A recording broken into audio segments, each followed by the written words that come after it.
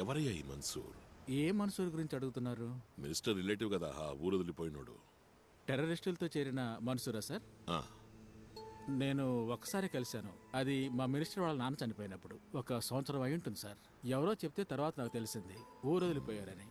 ఈ మన్సూరు ముత్తుకోయ ఇద్దరు ఫ్రెండ్సేనా? అది నాకు తెలియదు సార్. ఆ అవకాశం లేదు. అయినా ఓసారి ఎంక్వైరీ చేసి ఉంచు. ఈ మన్సూర్ గురించిన పూర్తి డీటెయిల్స్ కావాలి, పాతవి కొత్తవి. ఇది చేయాల్సింది పోలీసులు కదా సార్. అన్వరే కదా ఇప్పుడు మాకు పోలీసు. మినిస్టర్ అలాగే అంటారు, ఒక్కొక్కప్పుడు పిలుస్తారు ఏరా అన్వర్ ఖాన్ అని. మన్సూర్ గురించి చెప్పడానికైనా మినిస్టర్ ఢిల్లీలో మిమ్మల్ని కలిసింది? ఎందుకు కలిశారో మినిస్టర్ చెప్పలేదా? లేదు, చెప్పలేదే. మరి నేనెలా చెప్తాను? సార్ ఇందుకే గొప్పవాళ్ళు అయ్యారు సార్. తాగు.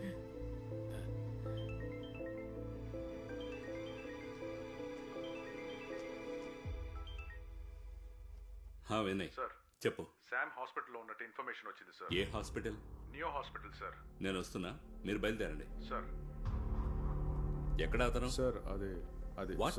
Sir what's wrong? He's missing sir. What? Sir ఇదే ఆ రూమ్. సార్ ఇవిడ మెర్లిన్, శామ్ గారి వైఫ్. ఇవిడ నిద్రపోయిందట. ఆ టైంలోనే శామ్ మిస్ అయ్యారు. మిస్ అయ్యాడా, మిస్ చేశారా?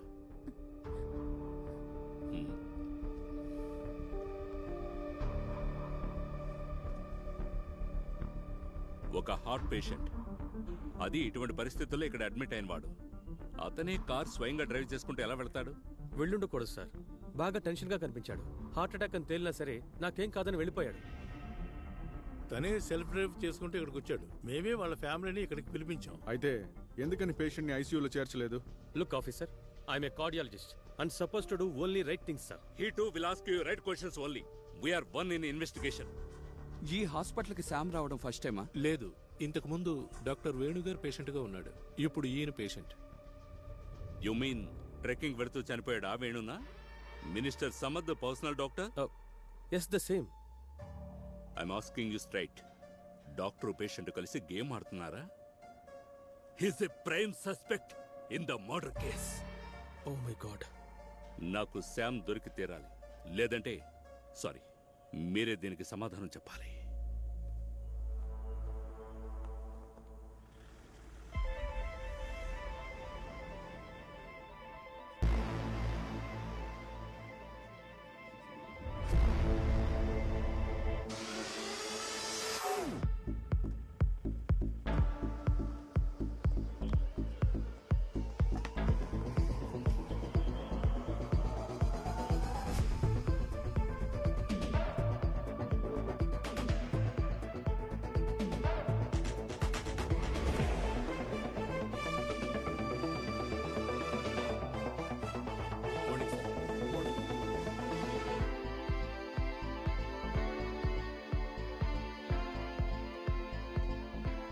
Good morning ladies.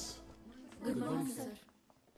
ఆఫీస్ పని ఒత్తిడి వల్ల మీ పెళ్లికి నేను రాలేకపోయాను. సారీ. పర్వాలేదు సార్, మీరు పంపించిన మెయిల్ మెసేజ్ అందాయి. మీ ఆయన ఏం చేస్తుంటారు? ఇప్పుడు గురువాయూర్లో మెయిల్ శాంతి సార్. ఓం నమో నారాయణ. ఇది మినిస్టర్ గారి ఇంటి ల్యాండ్ లైన్ నంబర్. ఇందులో మెన్షన్ చేసిన డేట్లలో వచ్చిన అన్ని కాల్స్ ని ట్రాక్ చేయాలి. సార్ బిఎస్ఎన్ఎల్ లో ఫార్మాలిటీస్ కాస్త ఎక్కువగా అవన్నీ ఉంటాయి. చూసుకో, డీటెయిల్స్ కావాలి. Sure sir. Sudheer sir, Delhi airport CCTV footage కావాలని ఒక రిక్వెస్ట్ పంపించాం. హెడ్ క్వార్టర్స్ కి ఫోన్ చేసి దాన్ని స్పీడప్ చేయి. Sure sir. సార్ ఈ శామ్ ఇస్కులారిని జోస్ కంటిన్యూస్ గా పట్టుకునేవాడు. ఆ కోపం అతనిలో ఉంది. And accused in every probability. మన వినయ్ అజాగ్రత్త వల్ల ఇవాళ మనం మిస్ అయ్యాం. జోస్ ని శామ్ డైరెక్ట్ గా బండితో గుద్ది చంపుతాడా? డైరెక్ట్ గా చేయకపోయినా సుపారీ ఇచ్చి ఉండొచ్చు. ఎన్ని లక్షలు ఇవ్వాల్సి వస్తుంది సుపారీగా ఇస్తే? సార్ అది 10-12 లక్షలు. అంతకంటే ఎక్కువే ఉంటుంది సార్. అందులో 4లో ఒక భాగమో 3లో ఒక భాగమో ఇవ్వాల్సిన వాళ్ళకి ఇస్తే సిఐ జోస్ని ఏదో ఒక నక్సలైట్ ప్రాంతానికి ట్రాన్స్ఫర్ చేయరు? Sir, it's a murder, no doubt. కాదని నేను అనలేదుగా, బట్ దాని మోటివ్ మాత్రం ఈ ఇసుక సున్నము కాదు. It's something beyond, something more serious. Sir, ఇది ఒక ఆపరెంట్ షట్ కేసు ఏమీ కాదు. శామ్ కోసం ఎందుకని ఎవరు వెతకలేదు? ఎస్ సార్, 6గురిని అసైన్ చేశాం. Then increase the strength and spread. Sir ఏంట్రా ఇదే? హలో, బయటకు వచ్చాక దొరికింది. దొరకలేదని ఎన్నిసార్లు చెప్పాలి? సార్, సేతురామయ్య గారు అంటే ఎవరు? ఒక్క నిమిషం లైన్ లో ఉండు. నువ్వెవరు? నేను అనిల్ థామస్, డాక్టర్ వేణుగారి డ్రైవర్ని. అన్వర్ గారు పంపారు. రా. మిమ్మల్ని కలవాలని వచ్చాడు. అనిల్ థామస్. అవును సార్. ఇంతకీ నువ్వు ఇప్పుడు ఏం చేస్తున్నావు? సొంతంగా ఒక టాక్సీ ఉంది. మేడం హెల్ప్ చేశారు సార్. మేడం? వేణుగారి వైఫ్. ఆ రోజు వేణు ట్రెక్కింగ్కి వెళ్ళినప్పుడు నువ్వు ఆయనతో పాటు వెళ్ళావా? నేను వెళ్ళలేదు సార్. ఎక్కువగా సార్ ఫ్రెండ్స్తోనే వెళ్తూ ఉంటారు. అలా ఆయనతో వెళ్ళే ఫ్రెండ్స్ ఎవరు? అప్పుడప్పుడు మన్సూర్ గారు వెళ్తారు.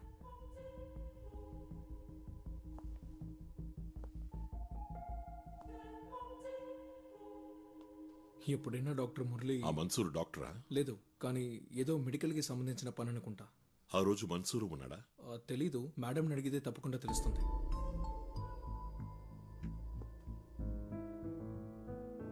నేను మీ ఇంటికి వద్దామనే ఫోన్ చేశాను. మీరు ఇక్కడున్నారని చెప్పినందువల్లే ఇక్కడే కలుద్దామని వచ్చాను. పాప నీ పేరేంటి? వర్ష. ఏ క్లాస్ చదువుతున్నావు? +2. తిను. ఎవరా మన్సూర్? డాక్టర్ గారి ఫ్రెండ్ సార్. అతను ఇప్పుడు ఎక్కడున్నాడు? అది తెలీదు. విపత్తు జరిగిన రోజు డాక్టర్ ట్రెక్కింగ్కి పోగానే మన్సూర్ కాల్ చేశాడు. డాక్టర్ వెళ్ళిపోయారా అని అడిగాడు. అదే ఆయన చేసిన చివరి కాల్. డాక్టర్ చనిపోయిన తర్వాత మీకు ఫోన్ చేయడం కానీ వచ్చి కలవడం కానీ చేయలేదా? లేదు సార్. అతని ఇల్లు ఎక్కడా? ఓసారి మనం అతని ఇంటికి వెళ్ళాలి. ఇల్లు తెలీదు సార్. ఫోన్ నంబర్ ఉందా? ఆయన ఫోన్ అమ్మాయే వాడుకుంటోంది. కాంటాక్ట్స్ అన్నిటినీ తను డిలీట్ చేసేసింది. అతని ఫోటో ఏదైనా? లేదు సార్. అతని వేరబౌట్స్ ఏదో ఒకటి? నాకు తెలీదు సార్. సరే అయితే. Okay sir. శామ్ అన్వేషణ ఎంతవరకు వచ్చింది? Any progress? సార్ ఇంతవరకు ప్రోగ్రెస్ లేదు సార్. ఆ ఢిల్లీ ఎయిర్పోర్ట్ ఫుటేజ్ వచ్చిందా? రాలేదు సార్. ఇవాళ ఉదయమే ఫోన్ చేసి రిమైండ్ చేశాను. అందులో ఏదో ఓ క్లూ ఉంటుందనిపిస్తోంది. Maybe gut feeling. సరే, లెట్స్ సీ. ఆ జోస్ తాలూకు పర్సనల్ డీటెయిల్స్ ఏమైనా అదర్ దాన్ అఫీషియల్ దొరుకుతాయా? ట్రై చేస్తాను సార్.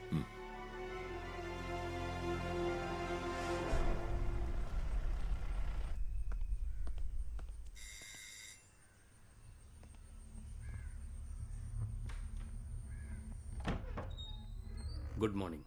Good morning madam. 1-2 సంతకాలు మీవి కావాలి. రండి. Thank you.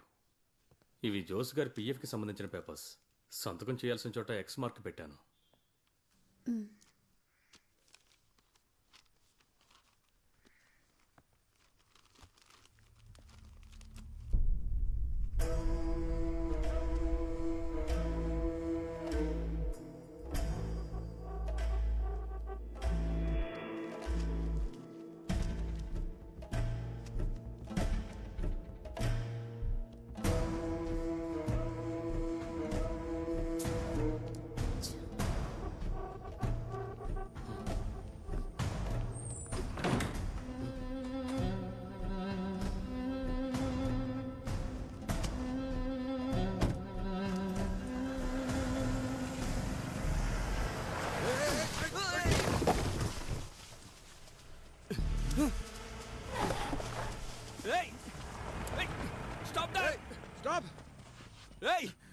వీడు మందులో ఉన్నట్టున్నాడు.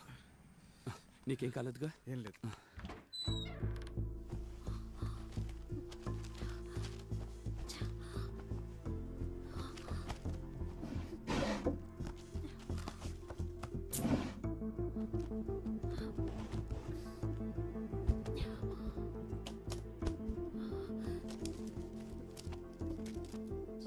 అమ్మా, ఏ వెతుకుతున్నావు?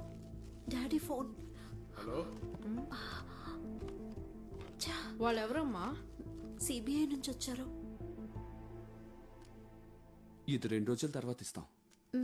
ఆ పోలీస్ ఆఫీసర్ ఇక్కడికి ఎందుకు వచ్చాడు? ఏవో పేపర్స్లో సంతకాల కోసం. 21వ తేదీ మార్నింగేగా జోస్ సార్కి యాక్సిడెంట్ అయింది. 20వ తేదీ ఆయన చనిపోవడానికి ముందు రోజు. ఇందులో చాలా మిస్డ్ కాల్స్ ఉన్నాయి. ఒక్క కాల్ని కూడా ఆయన అటెండ్ చేయలేదు. ఈ ఫోన్ నుంచి వేరే అవుట్ గోయింగ్ కాల్ కూడా వెళ్ళలేదు. 20వ తారీఖున ఆయన ఫోన్ యూజ్ చేయలేదు. ఆ రోజు ఆయన స్టేషన్కి పోలేదు. ఏమైంది? ఆయన రోజు ఎర్లీ మార్నింగ్ 5 గంటలకి వాకింగ్కి వెళ్తారు, 6 గంటలకి తిరిగి వచ్చేస్తారు. 20వ తేదీ వాకింగ్కి వెళ్ళారు, కానీ ఆ రోజు వెంటనే తిరిగి వచ్చారు 5:20కి. ఆ రోజు మా నాన్నగారే తలుపులు తెరిచింది. ఏంటి బాబు వెంటనే వచ్చావు? లేదు, ఏం లేదు.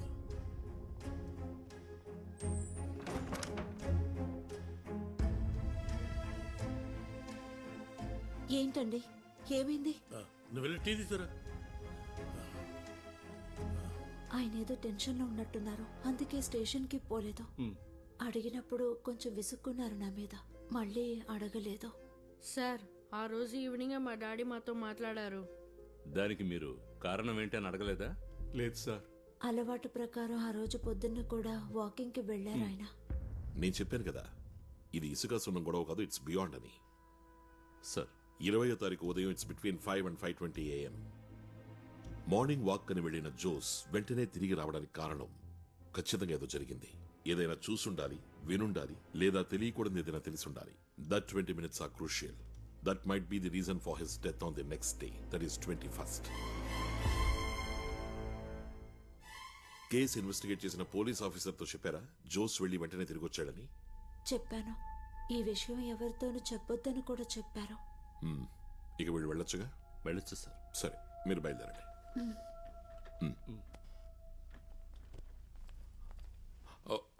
ఒక్క నిమిషం ఒకటి అడగడం మర్చిపోయా. జోస్ కేసుని ఇన్వెస్టిగేట్ చేయడం మొదలుపెట్టింది డివైఎస్పీ సత్యదాస్. కేసుని సిబిఐకి అప్పగించాలి అని మీ తరఫున కోర్టులో వాదించింది అడ్వకేట్ ప్రతిభ, సత్యదాస్ భార్య. ఈ రెండు సింక్ అవ్వట్లేదే. అడ్వకేట్ ప్రతిభే మమ్మల్ని కాంటాక్ట్ చేసింది. ఈ కేసు ఆవిడకిస్తే యూస్ఫుల్ గా ఉంటుంది అన్నారు. దానికి ముందు ఇది ఉన్నితాన్ సారు చెప్పారు. దాస్ గారు విచారిస్తే ఈ కేసు ఎన్నటికి తేలదని. ఇప్పుడు వెళ్ళొచ్చు. సరే సార్. ఉన్నితాన్ ఎందుకని అన్నాడు ఇప్పుడు అర్థమైంది సార్.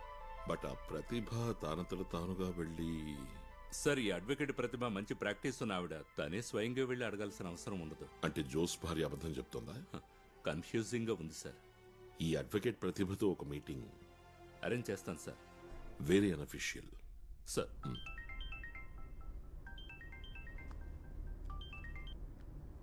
హలో. హలో, నేను Balagopalan from CBI. Hello sir. ఓసారి డైరెక్ట్ గా మీతో మాట్లాడాలి. నేను 10 నిమిషాలు రావచ్చా? పర్వాలేదు, రండి. ఓకే.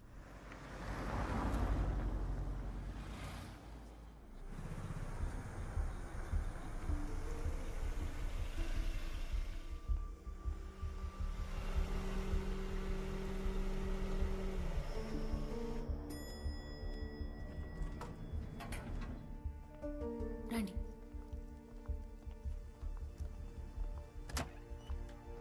Please ma'am. సార్, మీకు తెలుసు సార్. Sethu sir, CBI icon. Biodata చదివాను. మీరు చాలా బిజీ అని తెలుసు, వెంటనే పంపించేస్తాను. మేడం, నువ్వేదో అడగాలన్నావు కదా.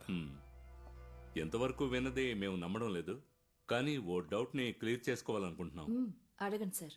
అది చనిపోయిన జోస్ ఫ్యామిలీతో మీరే ఫోన్ చేసి మాట్లాడారా ఈ కేసును ఫైల్ చేయమని చెప్పి? నేను వాళ్ళని కాంటాక్ట్ చేసి అడిగానా? అది ఇప్పుడే క్లియర్ చేస్తానుండండి. అదే వద్దు, నేను ముందే చెప్పానుగా అదంతా నమ్మడం లేదని. 5-6 మంది జూనియర్స్, కొంచెం ఎక్కువగానే ప్రాక్టీస్ ఉన్న నేను కేస్ క్యాన్వాస్ కి పోతానా సార్? ఈ కేసు కూడా మా సీనియర్ బలవంతం చేయడం వల్లనే తీసుకున్నాను. ఇకపోతే పర్సనల్ గా కూడా ఒక కారణం ఉంది.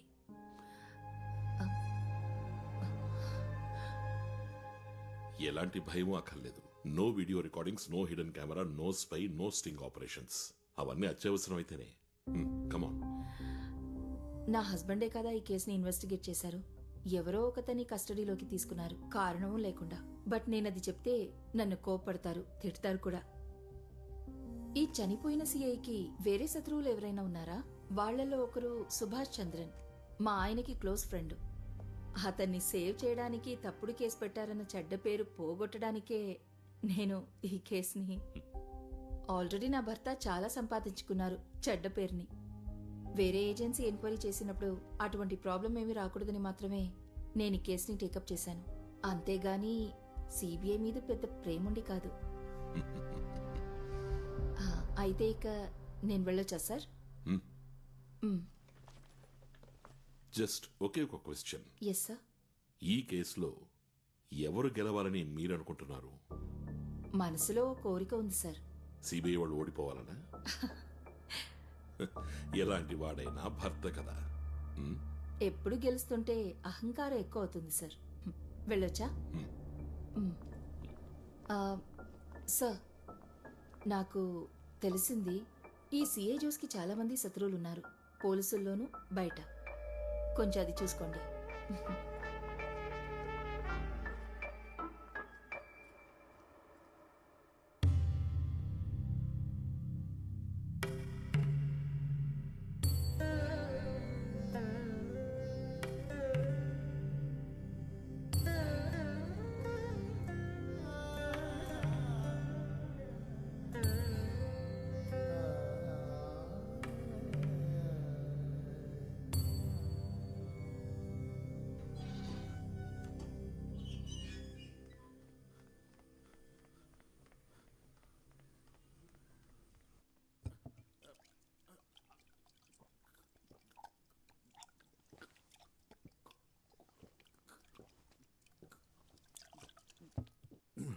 బస్సు రావటానికి లేట్ అయింది. తర్వాత ఆటో కోసం చూశాను, దొరకలేదు. అందుకే నడుచుకుంటూ వచ్చాను. డిగ్రీ చదువుతున్నప్పుడే మన్సూర్ ఊరు వెళ్ళిపోయాడు. తను వెళ్ళిపోయాక ఎలాంటి కమ్యూనికేషను ఊరు వాళ్ళకి కానీ తన వాళ్ళకి కానీ తెలియలేదు. ఒక్కడే ఉన్న ఫోటో కోసం వెతికాను, దొరకలేదు. నాకు ఈ గ్రూప్ ఫోటో ఒకటే దొరికింది. ప్రీ డిగ్రీ చదువుతున్నప్పుడు తీసింది. ఇదిగో ఈ 4వ అడుగు నుంచున్నాడే వాడే. వీడికి ఇప్పుడెంత వయసు ఉంటుంది? ఒక 30-35 ఏళ్ళు ఉండొచ్చు.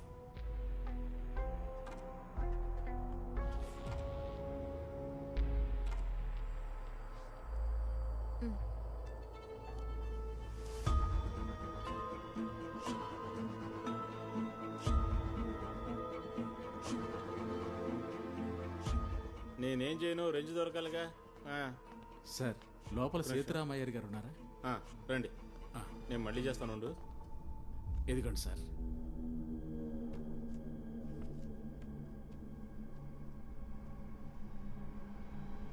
మన్సూర్ కొంచెం పెద్దవాడయ్యాక తీసిన ఫోటో ఇది.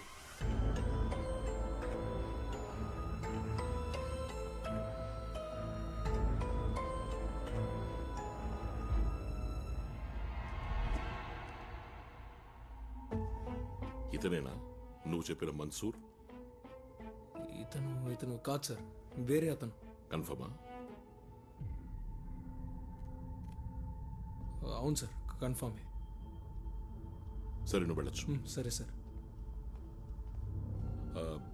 మినిస్టర్ జర్నీ చేసిన నాటి ఢిల్లీ ఎయిర్పోర్ట్ సీసీటీవీ ఫుటేజ్ వచ్చిందా? వచ్చింది సార్. వీడు ఆ క్రౌడ్ లో ఉండే ఛాన్స్ ఉంది. Vinay, you please check it. Yes sir.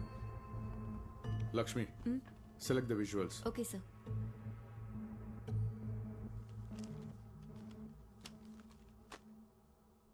Appeal file చేద్దాం, ఏమంటారు? ఖచ్చితంగా. లోయర్ కోర్టు జడ్జిమెంట్ గురించి పట్టించుకోనక్కల. It was boys.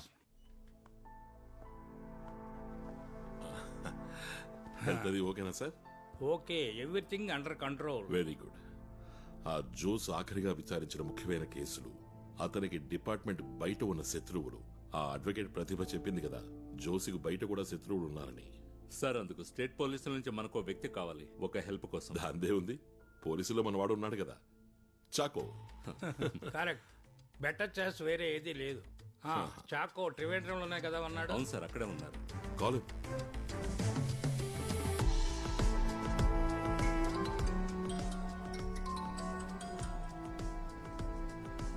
One minute.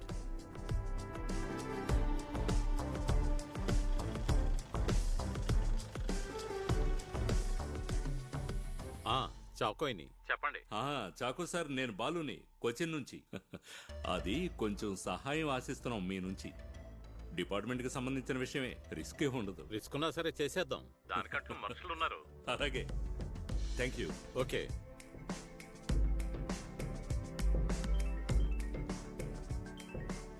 Sir. బాబా, నువ్వెక్కడ ఉన్నావు? ఆఫీస్లోనే సార్. అర్జెంటుగా నిన్ను కలవాలి. ఏంటి సార్ విషయం? కలిశాక చెప్తాను.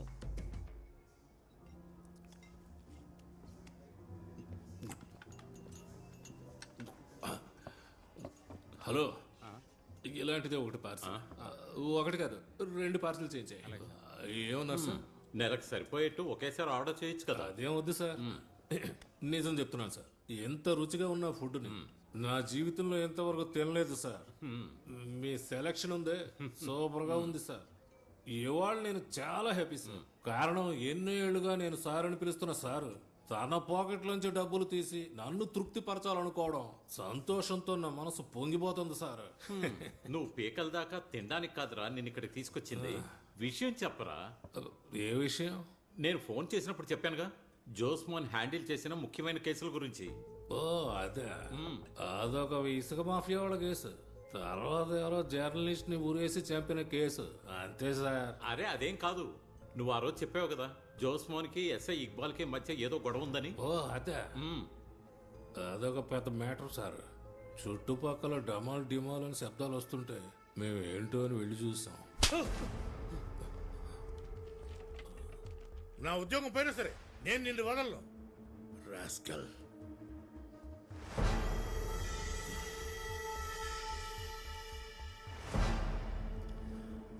అన్నట్టు ఈ జోస్ ఇక్బాల్ను కొట్టడానికి ఏంటి కారణం? సార్ అది ఒక చిన్న అమ్మాయిని 4-5 కలిసి బెదిరించిన కేసు. ఆ రోజు జోస్ గారు బిజీగా ఉండడం వల్ల ఇక్బాల్ సార్కి అప్పగించారు. ఇక్బాల్ గారు ఆ కేసును తొక్కుపెట్టి డబ్బులు సంపాదించుకున్నారు సార్. అది మాత్రమే కాకుండా సాక్ష్యాలు తారుమారు చేసి ఆ అమ్మాయి వాంగ్మూలాన్ని మార్చేశారు. ఇది తెలుసుకున్న జోస్ గారు ఆయన్ని కొట్టారు. పగపట్టిన నాగుపాము లాంటి వారు sir Iqbal sir. Sir, retired DGP Krishnanunni గారు రాసిన ఒక బుక్ ఉంది, పోలీసుల్లో క్రిమినల్. అందులో చెప్పారు ఆయన పోలీసులకి కిరాయి హంతకులకి మధ్య ఉన్న సంబంధం గురించి. ఎవరు ముందుకు రాకుండా నేను చెప్తాను సార్, ఇక్బాల్ సరే రౌడీల్ని అరేంజ్ చేసి బండితో గుద్దించి చంపేశారని.